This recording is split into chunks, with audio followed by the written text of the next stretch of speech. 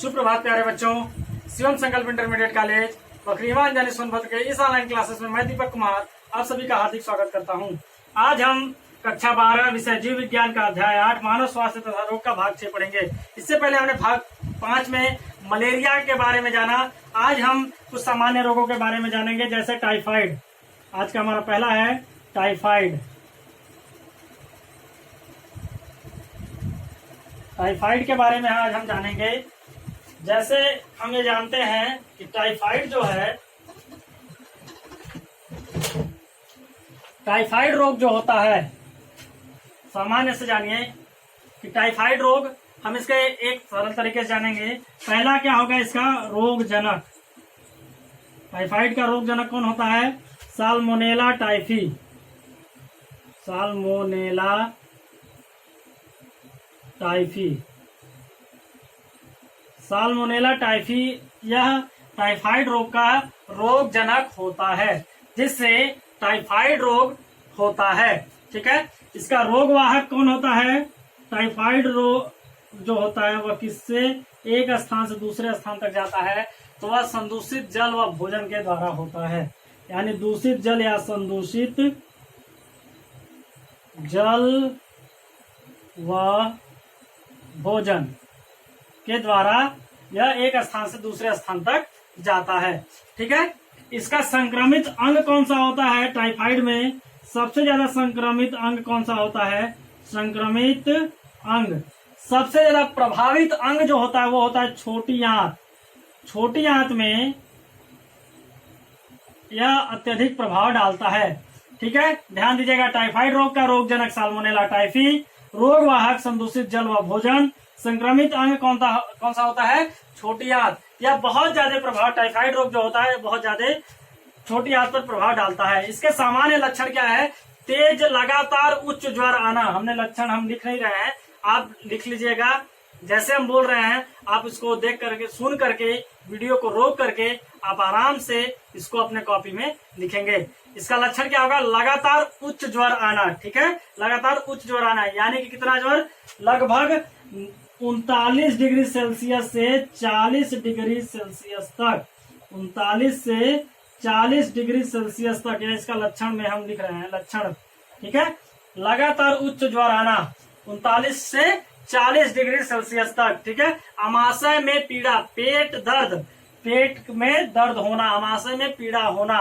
ठीक है, कब्ज की परेशानी रहना, यानी कब्ज होना, यह भी किसका? टाइफाइड रोग का लक्षण है। ठीक है, सिर में दर्द होना, सिर में दर्द होना, यह किसका लक्षण है? टाइफाइड रोग का लक्षण है। अब इससे बचाव क्या किया जा सकता है? इससे बचाव किया जा सकता है कि हम अपने आसपास क्या कहते हैं, वातावरण को शुद्ध और साफ और स्वच्छ रखें। ठीक है, जिससे क्या होगा? हम स्वच्छ जल का सेवन करें, स्वच्छ भोजन का सेवन करें, मक्खियों को भोजन पर बैठने ना दें, ढक कर भोजन करें। ठीक है, भोजन को ढक कर रखें, ताजा व सादा भोजन को करें। ठीक है, इस तरीके से हम टाइफाइड रोग को कर सकते हैं। टाइफाइड रोग के लिए एक टेस्ट किया जाता है, उस टेस्ट का नाम है Widal test. Widal test, Widal परीक्षण। कौन सा परीक्षण होता है टाइफाइड रोग के लिए? विडाल परीक्षण या विडाल टेस्ट होता है। यह क्वेश्चन एग्जाम में आता है कि कौन सा परीक्षण टाइफाइड रोग में किया जाता है, तो विडाल परीक्षण जो है वह टाइफाइड रोग में किया जाता है। नेक्स्ट हम रोग देखेंगे निमोनिया।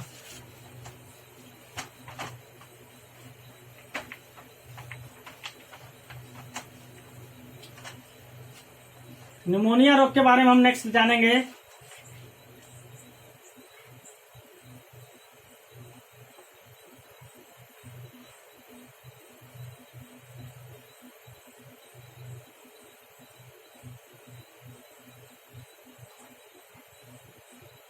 निमोनिया रोग जो होता है, निमोनिया रोग का रोग जनक कौन सा होता है? स्ट्रेप्टोकोकस निमोनी या डिप्लोकोकस निमोनी।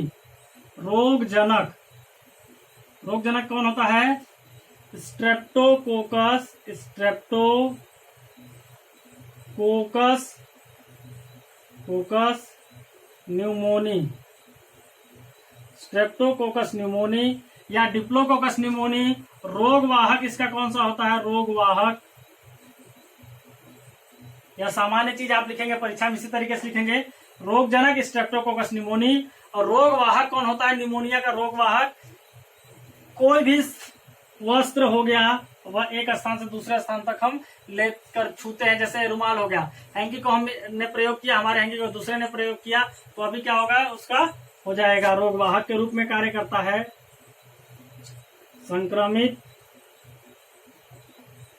वस्त्र, वायु, ठीक है, वायु से भी संक्रमण होता है। इसका जो प्रभावित अंग होगा या संक्रमित जो मुख्य रूप से अंग होता है वह होता है फेफड़े का वायु कोष्ठ। संक्रमित या प्रभावित अंग, संक्रमित या प्रभावित अंग, संक्रमित या प्रभावित अंग जो होता है वायु कोष्ठ होता है, वायु कोष्ठ।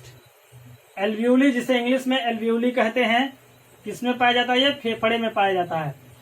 इस वायु कोष्ठ में तरल पदार्थ भर जाता है। कौन सा पदार्थ भर जाता है?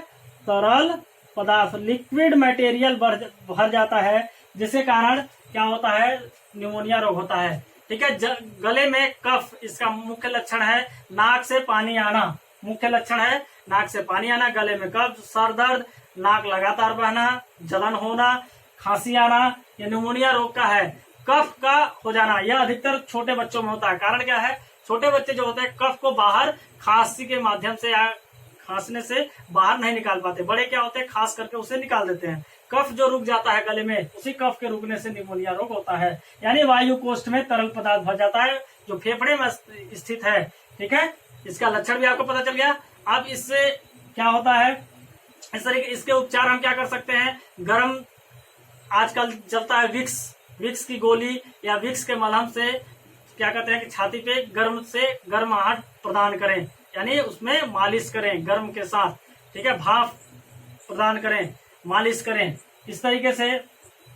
और अदरक और काढ़ा पिए, अदरक का, तुलसी, लौंग, इलायची डालकर काढ़ा का प्रयोग करें, जिसमें गुड़ डाल करके इसका प्रयोग करने से यह निमोनिया रोग समाप्त हो सकता है। इसी तरीके से सामान्य जुकाम रोग है। सामान्य जुकाम रोग जो होता है निमोनिया की तरह ही सामान्य जुकाम रोग है, सामान्य जुकाम। नेक्स्ट रोग है सामान्य जुकाम। ठीक है, सामान्य जुकाम यानी कि कॉमन कोल्ड, कॉमन कोल्ड। सामान्य जुकाम, कॉमन कोल्ड जो इसका होता है रोगजनक होता है राइनो वायरस, राइनो वायरस के द्वारा यह संक्रमित होते हैं। रोगवाहक होता है इसमें वायु जो होता है वो मुख्य रूप से रोगवाहक का कार्य करता है। ठीक है, यानी रोग को एक स्थान से दूसरे स्थान तक पहुंचाता है। संक्रमित वस्तु भी होते हैं, चाहे हम पेन, कॉपी, पेंसिल, जिसको भी सामान्य जुकाम हुआ है, उस सामान्य जुकाम के व्यक्ति का अगर हम कॉपी, पेन, पेंसिल, रबड़, पेंसिल, कुछ भी चीज वस्तु को प्रयोग कर रहे हैं तो उसमें राइनो वायरस या उसके संपर्क में हम रह रहे हैं, वातावरण में रह रहे हैं, उसके साथ रह रहे हैं, सांस ले रहा है, जैसे वो सांस छोड़ता है वातावरण में राइनो वायरस आते हैं और हम सांस लेते हैं तो राइनो वायरस श्वसन की प्रक्रिया के द्वारा हमारे शरीर में प्रवेश कर जाते हैं और हमारे शरीर के फेफड़े को वह प्रभावित करते हैं। ठीक है, इसमें भी क्या होता है? तरल पदार्थ भर जाता है वायु कोष्ठ में। तरल पदार्थ बढ़ने से लगातार नाक का बहना, नाक से तरल पदार्थ का आना, सर दर्द, गले में दर्द, खांसी या अन्य प्रकार के लक्षण प्रदर्शित होते हैं। इसमें सामान्य जुकाम में व्यक्ति को कसमसाहट के साथ बुखार भी होता है, यानी कि बुखार भी आता है। ठीक है, इसका उपचार क्या हो सकता है? हम अपने वस्तुओं को, किसी भी संक्रमित व्यक्ति के वस्तुओं को प्रयोग न करें, अपने वस्तु को अपने पास ही रखें, अपने हैंकी को, अपने रुमाल को किसी को न दें। ठीक है, अगर हमें लगता है कि किसी व्यक्ति को सामान्य जुकाम है या कोई व्यक्ति इससे संक्रमित है तो उससे उचित दूरी बनाएं। ठीक है, इस तरीके से हम क्या कर सकते हैं? इस रोग से छुटकारा पा सकते हैं और आवश्यकता पड़ने पर हम एक क्वालिफाइड डॉक्टर के पास जाकर के अपना चेकअप करा सकते हैं। नेक्स्ट हम देखेंगे, नेक्स्ट रोग जो होता है, नेक्स्ट बीमारी जो है वह अतिसार, जिसे अमीबी पेचिस भी कहते हैं, अमीबी पेचिस। इसका रोगजनक जो होता है, रोगजनक एंट अमीबा एंट अमीबा हिस्टोलिटिका है, हिस्टोलिटिका। एंट अमीबा हिस्टोलिटिका के द्वारा यह रोग होता है, यह एक रोगजनक है। रोगवाहक जो होता है इसमें, रोगवाहक संदूषित जल व भोजन, संदूषित जल व भोजन, ठीक है। अमीबी पेचिस या अतिसार रोग जो होता है, रोगजनक एंट अमीबा हिस्टोलिटिका के द्वारा होता है। इसका रोगवाहक कौन होता है? संदूषित जल व भोजन, ठीक है। प्रभावित अंग छोटी आंत होता है। इसमें होता क्या है कि आपका जो इसके मुख्य लक्षण होंगे, पेट दर्द, सिकुड़न के साथ पेट दर्द होगा। ऐसा लगेगा जैसे आपको पेट को कोई मरोड़ रहा हो, उस तरीके से सिकुड़न के साथ अत्यधिक दर्द होगा।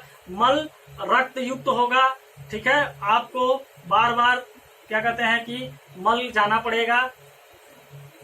नेक्स्ट होता है, इसमें क्या होता है, कारण क्या होता है, संदूषित जल व भोजन कैसे करते हैं। पहले लोग कुएं का पानी अत्यधिक पीते थे। आज तो आप देखते हैं कि आपके पास ट्यूबवेल है, बोर है, टंकी का पानी आ रहा है, नल से आ रहा है, ये बहुत सारे माध्यम से आ रहा है। पहले लोग क्या करते थे, कुएं का, नदी का, तालाब का पानी पीते थे, जो रुका हुआ जल होता था, जिसमें एक अमीबा, एंट अमीबा हिस्टोलिटिका नामक जीवाणु, क्या कहते हैं, अमीबा या प्रोटोजोआ जो होते हैं, या प्रोटोजोआ उसमें जीवित रहते थे। और जो हम पानी पीते थे, और पानी पीने के बाद ये हमारी छोटी आंत को प्रभावित करते थे।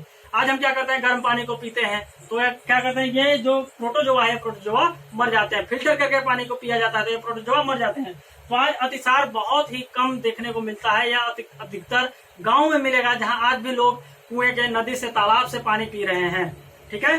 तो इसके लक्षण क्या हो गया, पेट दर्द हो गया, बार बार मल आना, रक्त के युक्त मल आना, ठीक है, सर दर्द होना, बुखार होना, सिकुड़न होना, ये सभी क्या है, इसके लक्षण है। इससे क्या होगा, इससे उपचार, इससे बचाव हम कैसे कर सकते हैं। शुद्ध जल पिए, स्वच्छ जल पिए, भोजन स्वच्छ करें जिसमें मक्खियां ना बैठे, हम अपने वातावरण को साफ रखें, स्वच्छ रखें, जहां पर पानी रुका ना हो, ठीक है।